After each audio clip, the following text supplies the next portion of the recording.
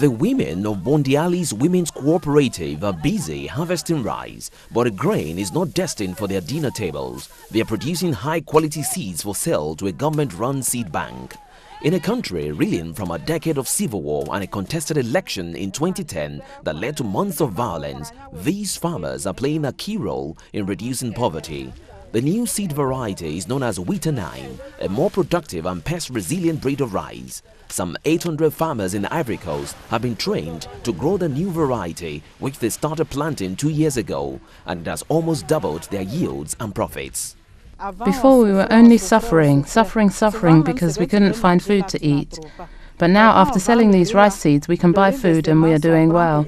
Gnandia says the new rice has meant more earnings and independence for women in a country where they grow over half the food but rely mostly on men for access to land. She is a widow with 3 children. Thanks to rice, I was able to build a house, rent a tractor, and I can do what men can do. We are now on the same level as men. To ensure the seeds are of high quality, the cooperative needs a government certificate and must adhere to strict regulations from the choice of terrain to the correct way of drying the seeds. All seeds are sent to a government warehouse where machines separate the good grains from the bad. The seeds are stored until next planting season when they will be distributed to thousands of farmers. About 30 farmers recently attended an intensive training course to learn more about efficient farming practices and to share ideas with fellow rice growers.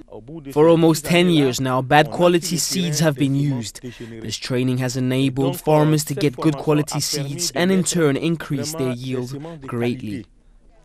Wheater 9 is preferred for its resistance to rice mottle yellow virus, tolerance to iron toxicity, and high yields. The project is funded by the European Union's €1 billion food facility and managed by International Fund for Agricultural Development, IFAD. Maize, yams, and cassava are also being improved. Agriculture provides a livelihood for more than half of the population in Ivory Coast, the world's top cocoa producer.